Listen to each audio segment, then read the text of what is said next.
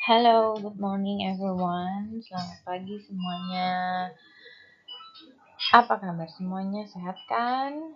Oke deh, ketemu lagi dengan saya, Miss Feby, guru kalian yang akan mengajarkan bahasa Inggris umum atau bahasa Inggris wajib. Ya, pertemuan pertama kita kali ini akan membahas job application letter atau surat lamaran pekerjaan. Nah, pastinya kalian sudah pernah dengar atau bahkan mungkin sudah pernah baca atau lihat entah itu di media atau di uh, punya kakak kalian atau mungkin punya orang tua kalian. Surat lamaran pekerjaan yaitu surat yang dibuat untuk melamar pekerjaan. Barangkali nanti kalian lulus dari SMA, ada yang ingin langsung bekerja, nah, bisa menggunakan apa yang didapat pada pembelajaran kita kali ini, yaitu cara membuat atau kita mengenal dulu ya mengenai job application letter ini. Ya, submaterinya yang akan dibahas yaitu ada 3 submateri pokok. Yang pertama adalah definition, ya, definition atau pengertian. Kemudian beranjak ke purpose atau tujuan.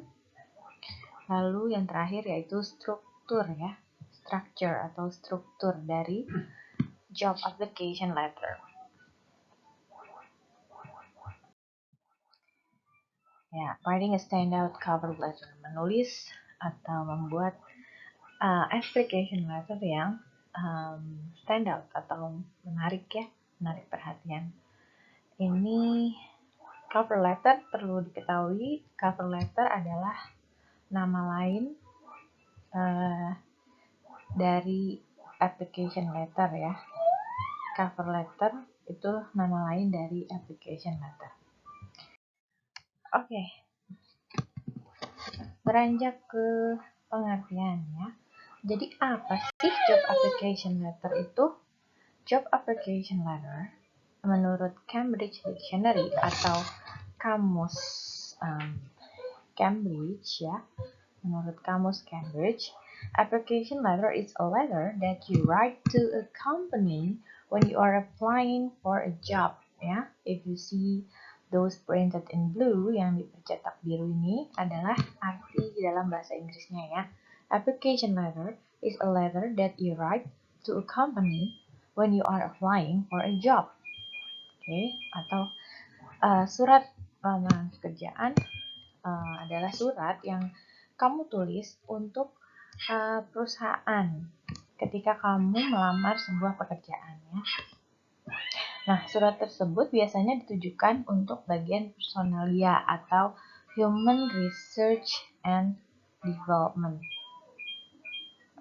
Oke, human, ada juga yang bilang human resource, ya, human resource and development.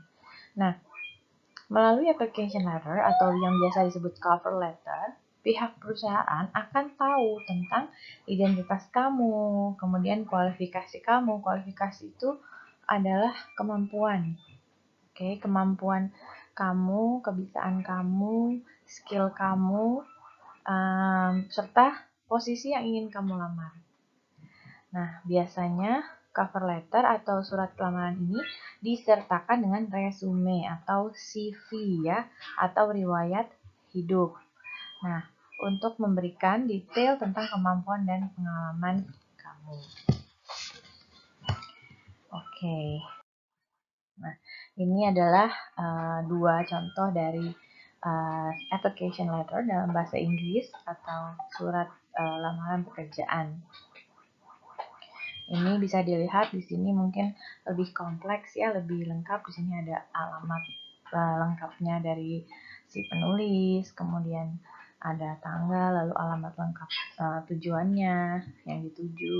Sedangkan kalau di sini bentuk yang lebih sederhana atau yang lebih simple. Nah, ini adalah mengenai tujuannya atau purpose ya, the purpose of an application letter.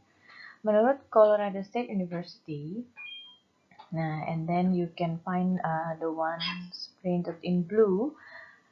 Tujuannya dalam bahasa Inggris, its main objective is to get the applicant in the door for an interview and must be written well enough to attract the attention and interest of the person with the power to recommend or grant one. Oke, jadi tujuan utama dari application letter adalah agar pelamar mendapat kesempatan untuk wawancara. Harus ditulis dengan cukup baik supaya menarik perhatian. Yang baca kan nanti si HRD ya. Ketika kamu menulis lamaran pekerjaan itu nanti suratnya akan ditujukan kepada biasanya kepada kepala HRD atau kepala bagian personalia. Nah, supaya kamu itu bisa lanjut ke tahap berikutnya, biasanya disinilah letaknya kamu harus membuat surat lamaran yang baik, surat lamaran yang menarik agar kamu dapat diundang ke tahap berikutnya. Nah, biasanya tahap rekrutmen itu selanjutnya ada wawancara ataupun tes tertulis. Oke. Nah, ini contohnya nih, biasanya tahapan-tahapannya ya, application process. Ini biasanya kalian melamar, menulis surat lamaran pekerjaan, mencantumkan CV, kemudian masuk ke assessment and application review atau surat kalian dan CV kalian dipelajari oleh si HRD itu yang akan merekrut kalian. Kemudian apabila mereka tertarik, maka mereka akan memanggil kalian untuk proses interview. Oke, atau ada juga yang didahului dengan tes tertulis terlebih dahulu, baru ke interview. Kemudian terakhir baru ada proses job offer ya, atau employment process ya, atau penawaran pekerjaan. Mungkin di sini bisa ada nego gaji dan lain sebagainya.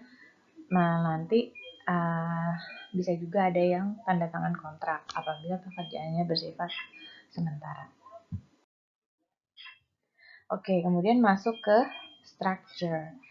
Structure ya atau struktur. Nah, di sini ada bagian-bagian atau komponen dari surat lamaran pekerjaan. Nah, ini adalah contoh dari surat yang cukup simple atau cukup sederhana ya. Seperti hampir sama seperti surat pribadi di sini, tetapi di sini lebih formal tentunya karena bahasa yang digunakan di sini formal. Seperti dimulai dengan Surakarta October 6, 2020. Nah, ini adalah location and date atau tempat dan tanggal surat ini dibuat ya. Kemudian ada Dear Sir or Madam. Ya, ini adalah salutation. Salutation atau sapaan yang digunakan di sini adalah generic salutation atau sapaan umum. Nah, sebab kamu kan kadang kamu nggak tahu kepala HRD-nya itu perempuan atau laki-laki misalnya. Nah, kalau kamu cuma Dear Sir, nah Sir ini kan untuk laki-laki. Berarti kalau ternyata HRD-nya perempuan, nah kan jadinya kurang tepat ya. Nah, makanya dibuatnya yang umum, yaitu Dear Sir or Madam ya.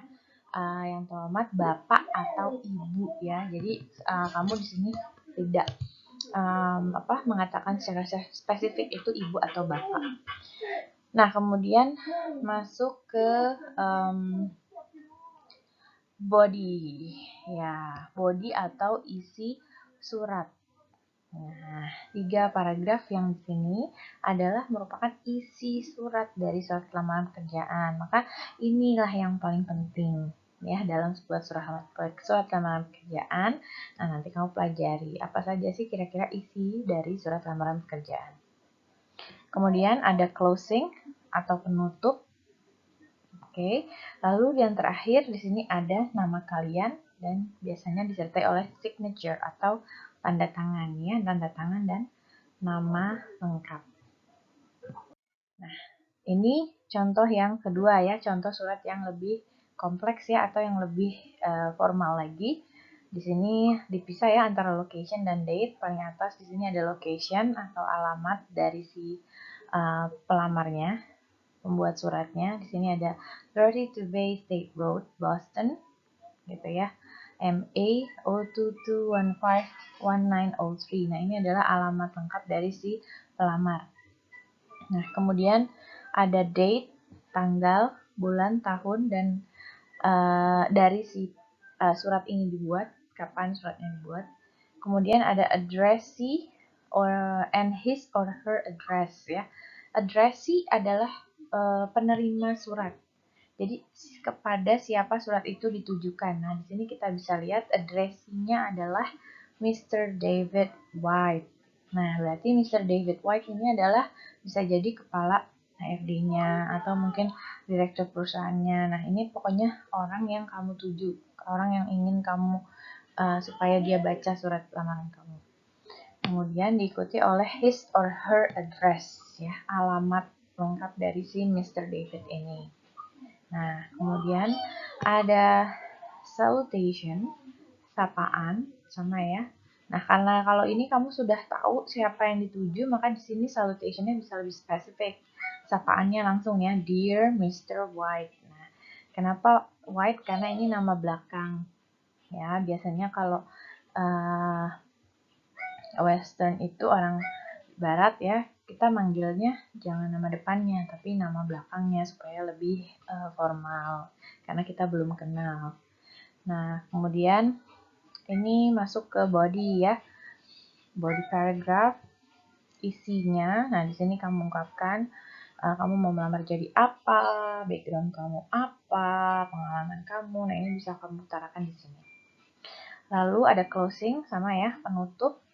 Kemudian ada signature ya, dan nama dan tanda tangan kamu di akhirnya. Oke. Nah, ini ada pop quiz. Okay. So after you have learned briefly about application letters, setelah kamu pelajari secara cukup singkat ya mengenai application letter atau surat lamaran pekerjaan. Nah, ini ada pop quiz, ada pertanyaan. What to include in the body of application letter?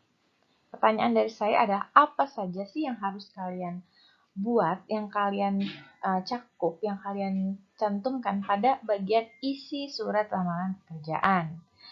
Oke, jangan terburu-buru untuk menjawab pertanyaan ini. Kalian bisa berdiskusi dalam kelompok, kemudian mencari referensi tentunya dari internet atau dari sumber lainnya yang valid tentunya. Nah, kalian bisa diskusikan dengan kelompok hasil temuan kalian, lalu silahkan dilaporkan ke saya ya dalam bentuk